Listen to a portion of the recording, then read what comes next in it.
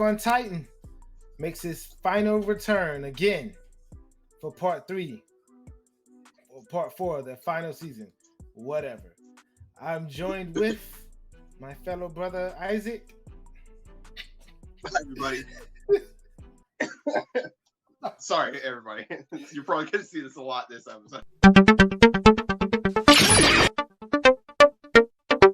Jump!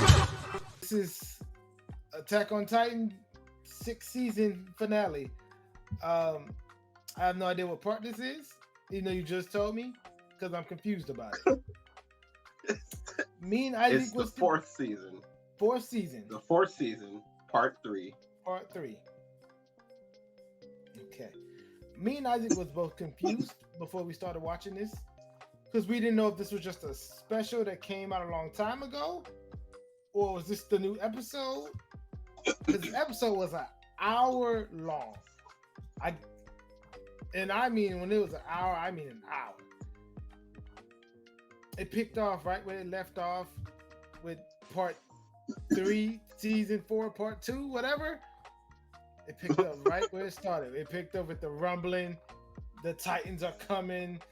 People dying. It was brutal. The first 5 minutes of this of the whole thing was just brutal. I mean, they started with the kids hiding their money for their futures and dreams, I guess. Into them, like, hey, what's that? What's that in the distance? And they was like, I don't know. That's just not even funny though. That was like the first 5 minutes of this episode was probably the most depressing anime I have ever seen in my life.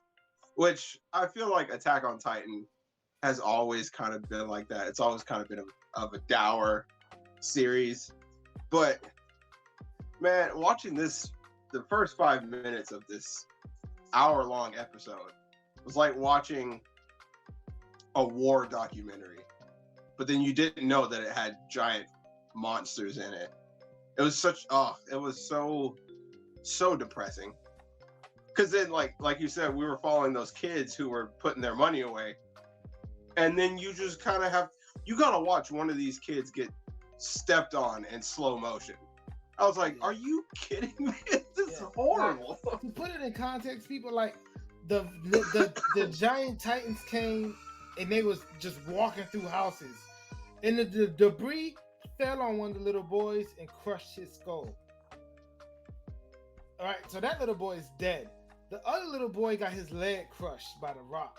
And he's looking at his friend just dead. And then we slow motion see Titan just stomp on him. And that's just it. And then they show like the aftermath of them being stomped on. And you see nothing of them. It's just a bloody stain. And the Titans just keep marching. And when I tell you, it's just 5 minutes of these people just running for their lives. They show people shooting themselves because they're so afraid of the Titans. It is brutal. I was like, God dang. Yeah. And what's even worse is like they showed that little flashback of Eren where he's like walking through town and he's like, dang, I'm really about to kill all these people, aren't I? Yeah. And I'm pretty sure he saves one of the kids and he apologizes to the kid. He's like, look, I'm sorry. I'm really sorry for the stuff that's about to happen. Yeah. I thought I could save this place, but I'm not going to be able to. So you're all going to die pretty much. And the kid probably thinks he's some wacko. But then, the rumbling starts and that poor kid, he gets at least, a few minutes to see what's happening. But yeah, it was a rough start to that episode. Yeah, it was rough because they show Eren like, I guess like he knows what he's about to do, but he's still a human, mm-hmm. So he feels for the kids, the pregnant women he sees, he feels for all of them. But he's like, they still gotta die. Yeah. Eren's cold-blooded, dude. He's man. Yeah, it's I'm gonna be honest. I watched all Attack on Titan. I have no idea how we got to this point of Aaron being the main villain. No clue. Like, for you people that's not Attack on Titan fans, season 1 was about them fighting Titans. Then season 2 was like them fighting people that can turn into Titans. And then season 3 was like them fighting the city that made people turn into Titans. We see our main characters. We see, what's their names? We see, I'm gonna body her name every time. Mika, what's Aaron's girlfriend name? Mikasa. We see Mikasa, Armin. We see everybody. They preparing to intercept Aaron. Trying to stop. Or try to. Yeah. Try to. They're planning. And actually, the rumbling's coming straight to them. But they have to fuel up this plane to get away from it first. So they can intercept. So they can intercept them.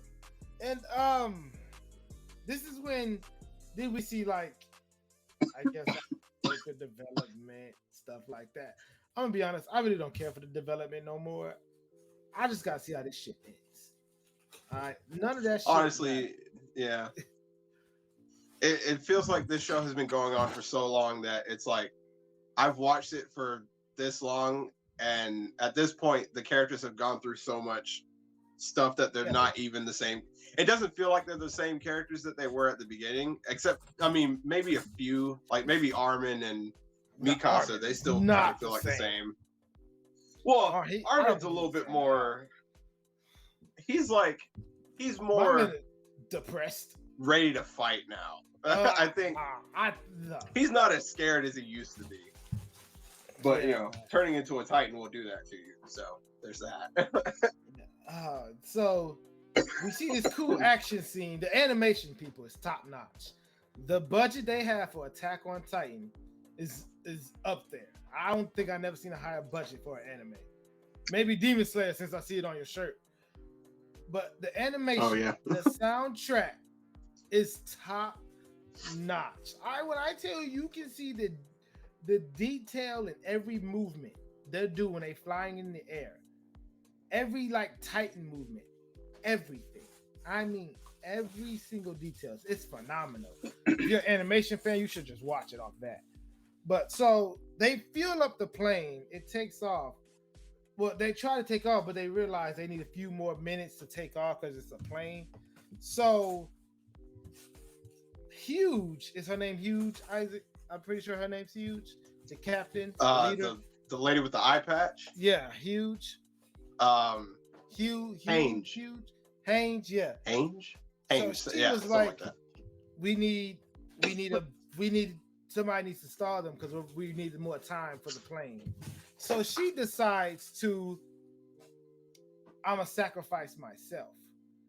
And once again, the animation is top notch. We see her fly through the air, take out these giant titans one by one. But the titan she's fighting produces like this steam, so I guess you can't be too close to it or you're gonna catch fire. And her clothes start to catch fire. And we see her burn alive in midair. Did you expect her to die like that? No, I didn't expect her to die at all because, I mean, I felt, I haven't read all the manga, so I wasn't prepared for her to die. I definitely wasn't prepared for her to die in such a gruesome way because even though she went out fighting and she does, succeed in giving them time to take off, it's the fact that she was on fire. She kept fighting, and the only time she stopped fighting is when the fire finally reached her her omnidirectional whatever, her maneuvering thing she's got. And once it hit that, she blew up, and then I was just like, oh, that's terrible. I ain't gonna lie, especially because I liked her. I did laugh because I was like, she died in a blaze of glory, huh? I mean, pun intended, yeah. Yeah, I was like, but that ended after she died, her sacrifice, that ended like part one of this long episode. Right. And then part two is just when Aaron just turns up. Like, this is the part that confuses me. Maybe you can. He has the ability to communicate with people through the he has atmosphere. He has the ability to communicate with. If I remember correctly, he has the ability to communicate with people who have the Titan ability in them, but also the people around them. I feel like that's what was happening because he pulled everybody who was in the plane into the little dreamscape thing he had going on. That part was trippy. Oh my god! So Aaron pulls these people into this dream world state so he can talk to them, and they're trying to talk Aaron out of it. Like, stop the rumbling, don't kill these people, don't commit genocide. And Aaron was like, "Yeah, listen, guys, I only brought you in here to tell you guys the only way for me to have freedom is to take everybody else's freedom. And I only brought you in here to tell you the only way you guys are gonna stop me is to fight. That's it." He literally brought them in for that. As part of that was the fact that, like, you know, when they start running after him, they see like Kid Aaron on the horizon, so they start running after him, and they get closer and closer until they reach over a hill, and they're right back where they started. And I was like, yeah. This dude is out of his mind. He really is. Like, he's really, just for him to have freedom, he's killing everybody else. He's taking their freedom so he can have freedom. He literally says that. My mind to see Aaron like this, because we went from him being a kid to, you know, watching him train to fight Titans, to him being the brain of all the Titans now, to kill everybody. They finally intercept Aaron. Right? And their plane is running out of fuel. The plane they use, it's running out of fuel. And so they're like, yo, we're gonna have to make a crash landing on him. And so everybody, this is when the animation again picks up. And everybody's like, all right, let's do it. And they all jump out the plane. And when I tell you Aaron is in this, he's like an insect, a giant insect of bones. I don't know how to describe it, right? And now they're fighting on him. They're fighting him, but they're on him. It's hard to explain. I was trying to think of a way. And the even crazier part is the fact that I guess his ability as the I believe he's the founding Titan, so he's like the the main Titan. But he has the ability to, like, when the plane starts coming in, he creates a beast Titan to start throwing stuff at them. And I was like, how long have you been able to do this? Like, when did you figure out you could do this? And it gets crazier and crazier because, like you said, it's strange to look back at the show and see where Aaron started and see what he's doing now, where it's just like, this dude has snapped. I don't think I've ever seen a main character down spiral the way Aaron has in this show. He went from hating Titans to becoming one, still hating them. And then when he finds out the reason for the whole thing, he gets angry enough that he's like, well, I guess I'll use this power to just kill everybody. But it's not even just to kill everybody in the real world. He's like, well, I see that the people in the real world are not the problem. It's people in general. So now I'm going to kill everybody.